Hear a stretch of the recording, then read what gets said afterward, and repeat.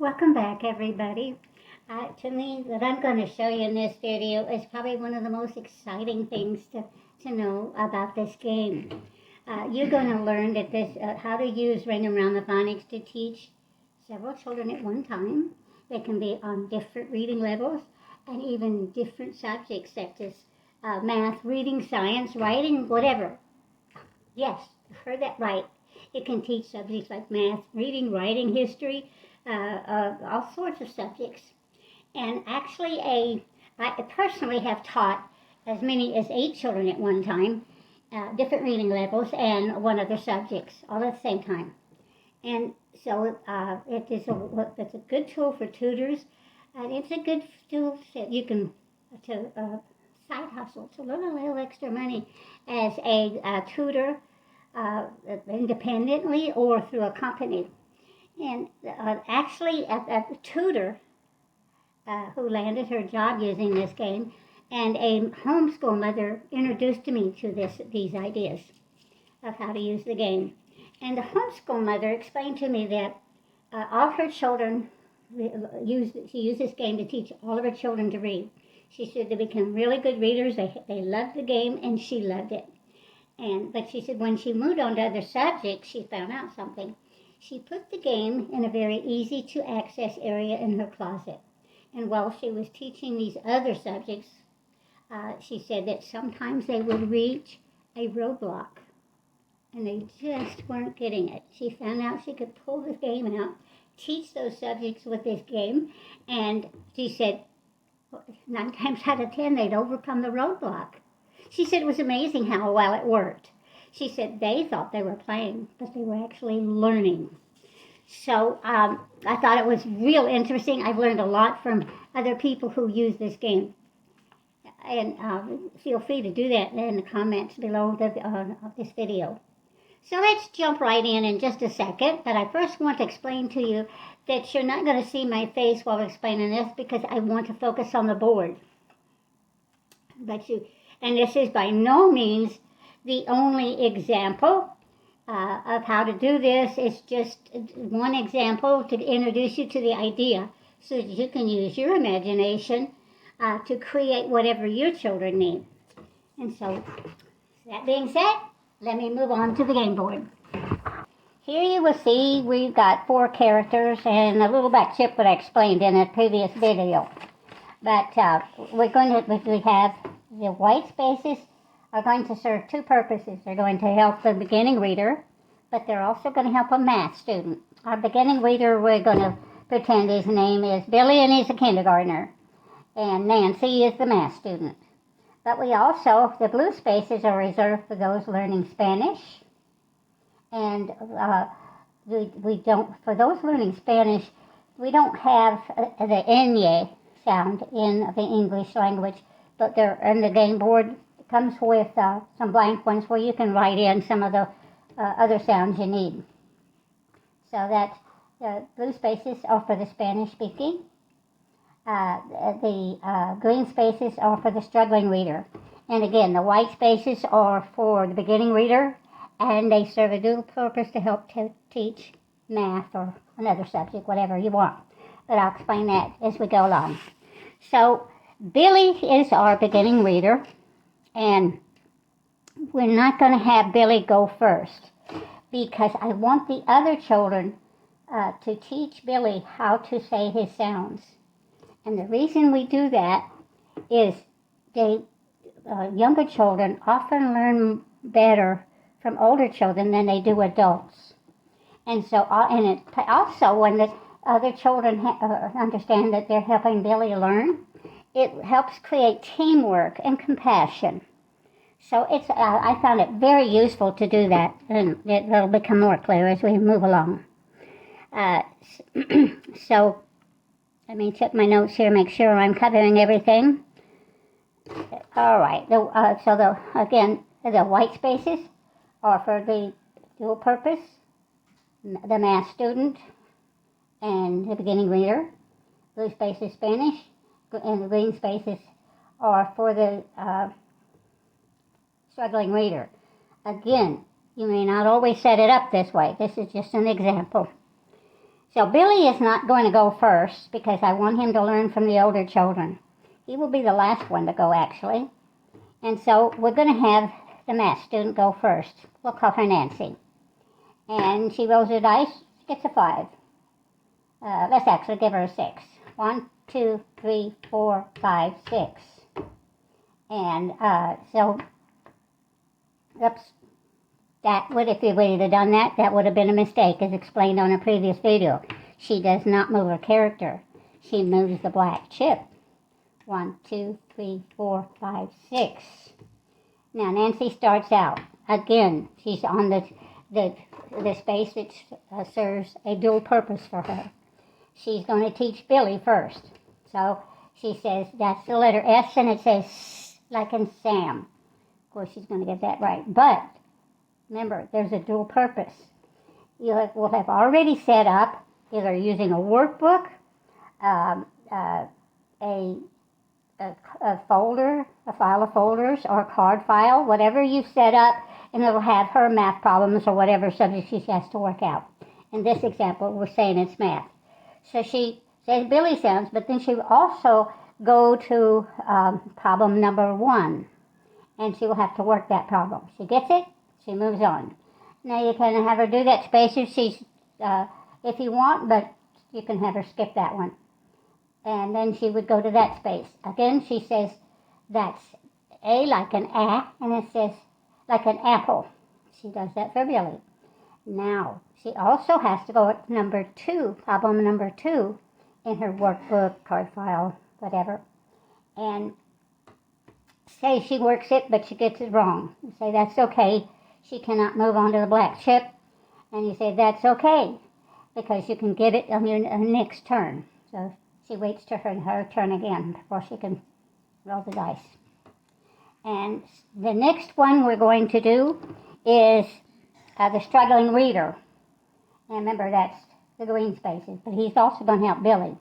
So he rolls the dice, and let's say it's 6. 1, 2, 3, 4, 5, 6. Note, again, he moved the black chip, not his character. So now he goes back to his character, and he's just going to help Billy on this one. He says that's the letter S, and it says like in Sam. He can skip that space. He can do this one, this for Billy.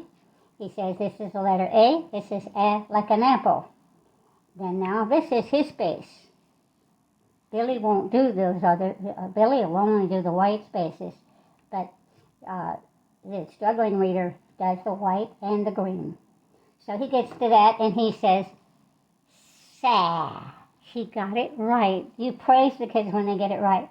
And then he skipped that, and he's land on S. Now there's Billy's space. He says that's S like in Sam. And so he gets to stay there because he made it all the way to the black chip.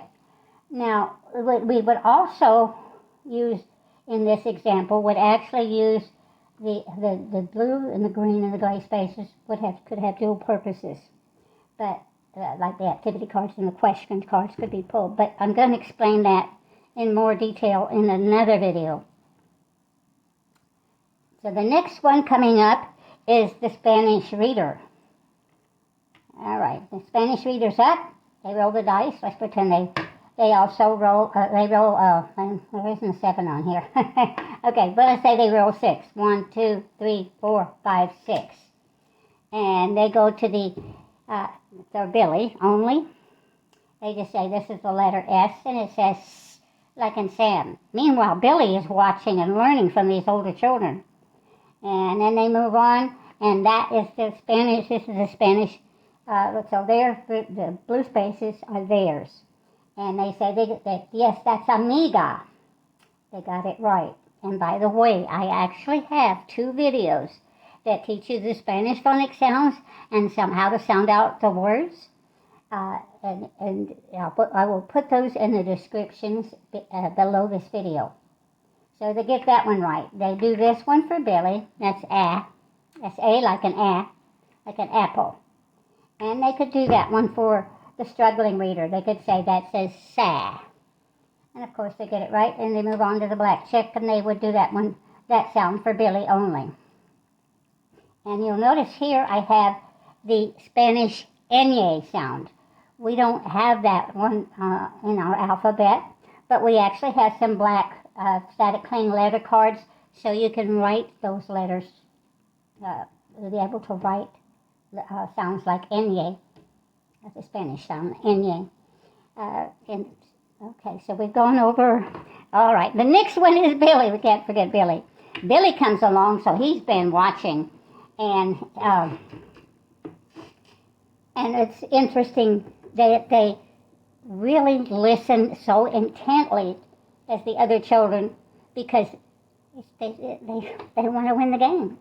And so Billy now lands on that, and he says, that's the letter S, and it says S, like in Sam. And so he gets it. Oops, forgot to roll the dice. Roll 6. 1, 2, 3, 4, 5, 6. Okay, so Billy's working his way to that.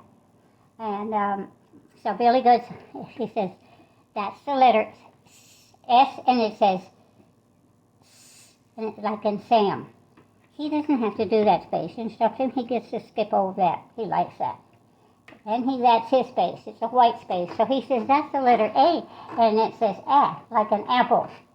You instruct him, he gets to skip over that space. And he moves on, and then he lands on this, which is white space. It's his and Nancy's spaces. So he says, that's the letter S, and it says S, like in Sam. Okay, so that's an example. These cards could actually, the white cards, you could have children being set up different files, one for math, one for writing, you name it. Like I said, I've actually taught up to 8 children at one time. 4 is a lot easier, let me tell you. And but it's certainly doable at 8. They must also, let's see, let me check my notes, make sure I'm covering everything for you. So give me just a second here. The reason we want the older children to teach the younger ones is, again, they learn more from the older children than they do us, but it teaches teamwork and compassion.